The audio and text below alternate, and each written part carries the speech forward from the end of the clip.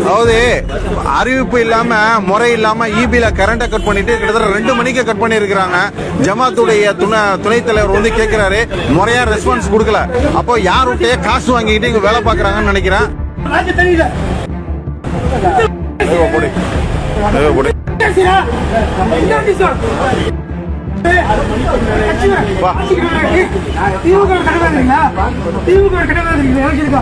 யார கேட்டு கரண்ட கட் பண்ண?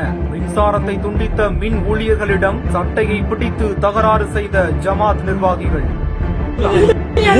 அரை மணி நேரத்துல சொல்லி ஏன் ஒண்ணு வரல? யாரு கொடுத்துட்டு இருக்கிறா? பதிலாக சொல்லணுமா? ஏன் எங்க போன? ஏன் எங்க போனா? அந்தாலே ஏன் எங்க போனாரு?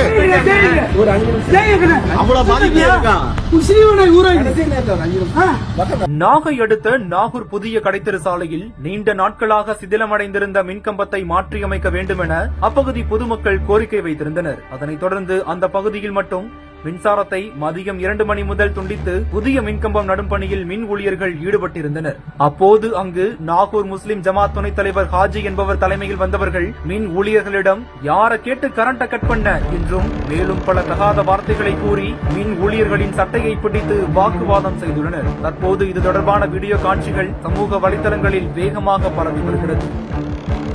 இது ஒரு தரப்பினரின் தகவல்கள் மட்டுமே. மற்றொரு தரப்பினரும் உரிய விளக்கம் கொடுத்தால் உண்மை என்ன என்பது தெரியவரும் என்பதனை இதன் மூலம் தெரிவித்துக் கொள்கிறோம்.